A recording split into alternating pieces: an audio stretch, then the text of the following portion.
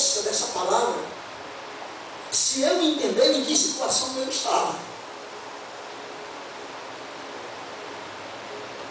Uma coisa, meu amado, é um camarada tá bebendo água numa piscina, com água abaixo do joelho, e alguém chega lá e levanta. Outra coisa, meu irmão, o camarada está morrendo afogado no oceano, e alguém chega lá e lhe salvar, meu irmão. Isso tem um valor tremendo, isso tem um valor diferenciado. Salvação de quê? Preste atenção, mano. Sabe por que nós cristãos às vezes perdemos a perspectiva desse poder de Deus no Evangelho? Porque nós esquecemos dessa palavra salvação. Para uma pessoa, por exemplo, que acredita que Deus, por causa dos seus méritos, por causa das suas virtudes, de suas obras, essa pessoa vai alcançar o benefício da salvação de Deus, ela não sabe da força que o apóstolo Paulo está dando essa palavra salvação aqui. Uma pessoa que acredita no processo de reencarnação, ela não sabe da força e do peso que tem essa palavra de salvação aqui. Uma pessoa que acredita em karma, em destino determinado, para a glória, para todos os seres, essa pessoa ela não vai entender o que é essa palavra salvação. Uma pessoa que acredita na teoria ou na doutrina da evolução, que nós somos apenas a evolução da espécie, e que nós vamos simplesmente virar pó, que nós vamos virar comida de minhoca, e nada mais do que isso, adubo. Ela não sabe da força dessa salvação que o apóstolo Paulo está dizendo aqui. Presta atenção, essa carta de Romanos é tremenda. Nós fomos salvos de quê, irmão? Obviamente nós somos salvos do pecado. Mas eu quero que você entenda comigo aqui agora, porque é isso que ele vai fazer em Romanos. Que carta linda! Eu quero que a gente perceba três coisas.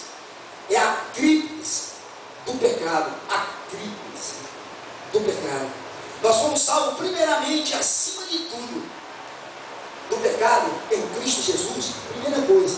Por que o apóstolo Paulo está dizendo isso de salvação? Porque nós somos salvos da culpa do pecado. Essa é a primeira coisa. Da culpa do pecado. Por favor, abre Romanos capítulo 3 aí, vai comigo, Romanos capítulo 3. Olha o que é que ele vai dizer.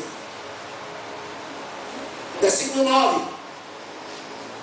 Olha a salvação da culpa. Que se conclui, temos nós qualquer vantagem? De forma nenhuma, se referindo ao judeu. Pois já temos demonstrado que todos, tanto judeus como gregos, estamos debaixo do pecado. Como está escrito, não há justo nenhum sequer, não há quem entenda, não há quem busque a Deus. Todos se extraviaram e se fizerem inúteis. Não há quem faça o bem. Não há nenhum sequer. Nenhum. Portanto, o que nós temos que aprender aqui em Romanos capítulo 3 é que todos nós estamos condenados sem exceção. Não há nenhum justo. Tanto judeu como grego. Todos estão debaixo da mesma condenação. O pecado nos condena, meu irmão. O pecado, ele nos condena. Nós somos culpados diante de Deus. Nós somos culpados. A segunda coisa que eu entendo que o apóstolo Paulo está falando sobre isso, não é só a culpa, mas é o poder do pecado em nossas vidas. Porque preste atenção. Uma coisa é o ser livre da culpa e o poder do pecado na minha vida. Esse é tremendo. Esse é tremendo. Presta atenção. Todos nós somos escravos do pecado. Todos nós estávamos dominados por Satanás. Lembra disso? É isso que ele vai dizer, por exemplo, em Efésios capítulo 2, que eu citei agora há pouco. Fazendo a vontade da carne, vivendo segundo o príncipe da potestade do ar, do espírito que agora atua nos filhos da desobediência. Essa é a segunda coisa do pecado, meu irmão. Nós não somos só culpados, nós somos escravos dele. Esse é o problema, porque apesar de saber de toda a malignidade do pecado na nossa vida, mas nós éramos escravos. E o que foi que Jesus fez? Nos libertou. Essa palavra salvação quer dizer que ele rompeu os grilhões. Rompeu os grilhões. Satanás não tem mais domínio sobre nossas vidas. Glória a Deus. Satanás não tem mais domínio sobre sua vida. Glória a Deus. Se você quer ver como isso é verdade, 1 Coríntios capítulo 10, versículo 13, o apóstolo Paulo diz que Deus não permite que nós sejamos tentados além das nossas forças. Porque todas as vezes que nós formos tentados, Deus sempre abrirá uma saída, uma porta de escape. Nós somos livres da culpa, nós estamos livres do poder. Pior ainda, o pecado, ele só não nós temos essa condenação, nós estamos presos a ele, mas ele nos corrompe. É isso que ele vai dizer em Romanos capítulo 7. Abre comigo em Romanos capítulo 7. A corrupção do pecado, é isso que ele está dizendo. Quando Paulo está falando sobre salvação, mano, ele está falando sobre esse texto, desde o versículo 18 em diante. Porque eu sei que em mim mesmo, isso é na minha carne, Romanos 7, 18, não habita bem nenhum, pois o querer o bem está em mim, não porém o efetuá-lo. Porque não faço o bem que eu prefiro, mas o mal que não quero, eu faço. Mas se eu faço o que eu não quero, já não sou eu quem faz, e sim o pecado que habita em mim. Olha a corrupção aqui, mano. O pecado, meu irmão, quando Adão e Eva caíram lá no Éden, não foi só a coisa, o pecado ele é tão nocivo à nossa natureza, que ele não é só o que está fora, é o que está em nós. É isso que o apóstolo Paulo está dizendo. Versículo 21. Então querer fazer o bem e estar em mim. Entretanto, encontro na lei de que o mal reside a quem? Reside aonde? Aonde é que o pecado reside?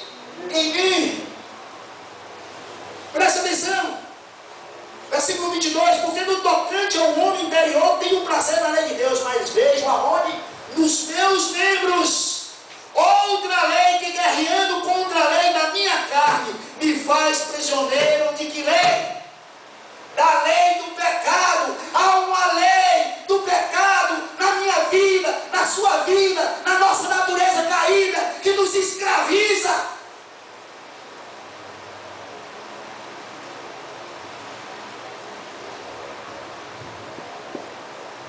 Onde que está essa lei do pecado? Ela está nos meus membros.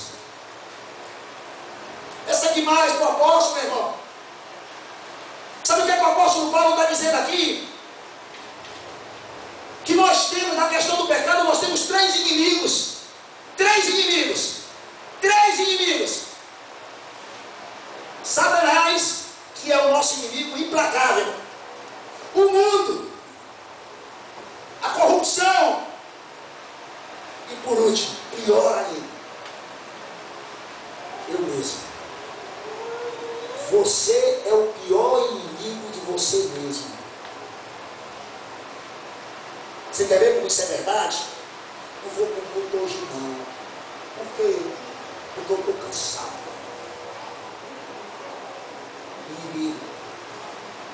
Eu estou lutando contra mim mesmo, irmão. Eu estou lutando contra mim mesmo. Às vezes estou aqui na igreja, mas com os olhinhos brilhando, doido para pecar.